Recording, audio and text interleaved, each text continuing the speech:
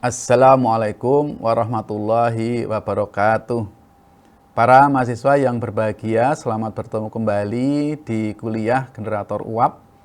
Pada pertemuan ini kita akan membahas lanjutan dari klasifikasi ketel uap.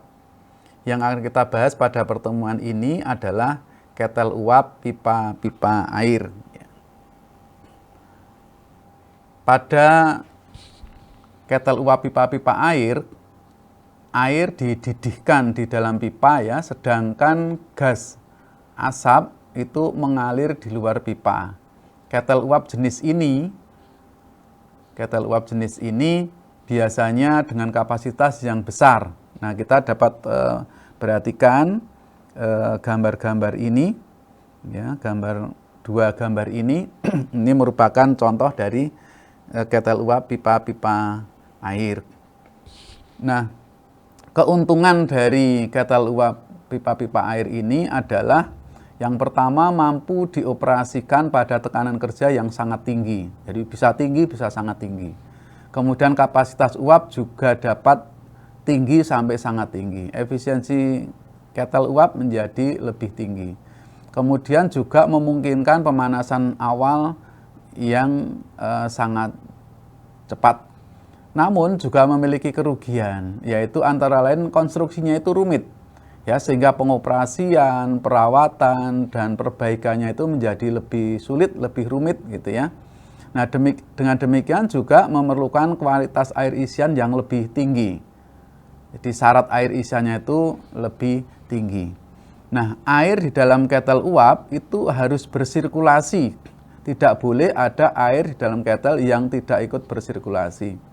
Nah, berdasarkan sistem sirkulasi air, pipa-pipa air dibedakan menjadi dua macam, yaitu ketel uap pipa-pipa air sirkulasi alam atau natural circulation water tube boiler, dan ketel uap pipa-pipa air sirkulasi paksa atau forced circulation water tube boiler.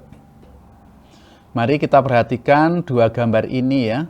Yang di sebelah kiri ini adalah sirkulasi alam ya, atau natural circulation.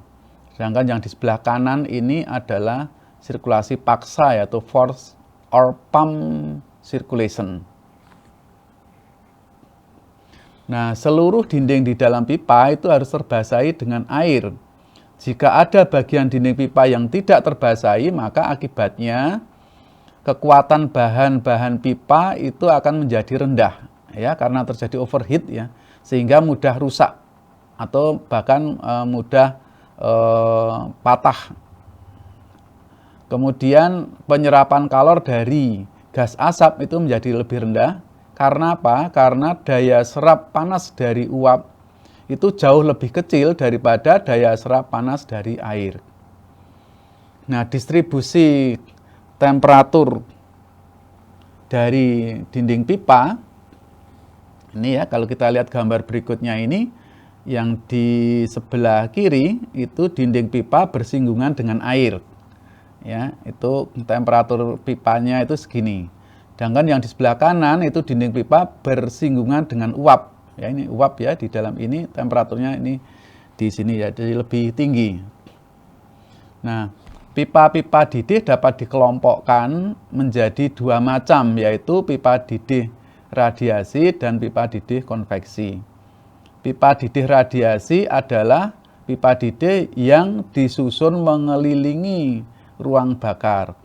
Nah, keuntungan dari terdapatnya pipa didih radiasi ini adalah memperkecil kerugian kalor yang terbuang lewat dinding ruang bakar, kemudian melindungi dinding ruang bakar dari terkena atau berhubungan langsung dengan temperatur yang sangat tinggi di dalam ruang bakar. Nah, kelemahannya adalah perawatan dan pembersihannya itu sulit atau rumit ya. Biasanya pembersihan pipa-pipanya dilakukan secara kimia, tidak secara mekanik ataupun manual. Nah, kemudian pipa didih konveksi adalah pipa-pipa didih yang dipasang di luar ruang bakar. Nah, biasanya pipa-pipa didih konveksi ini disusun lebih renggang.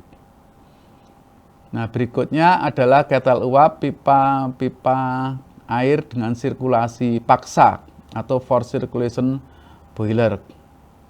Ya.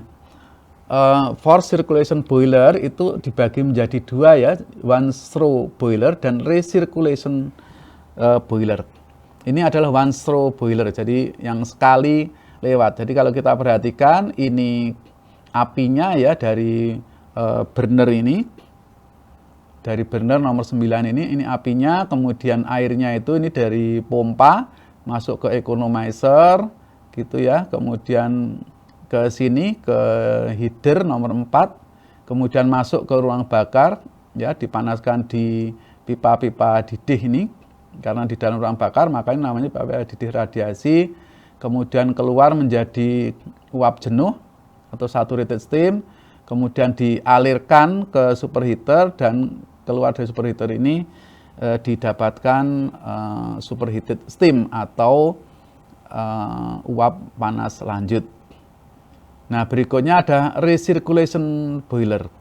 Recirculation boiler ini ada dua macam ya, yaitu forced water recirculation dan forced steam recirculation.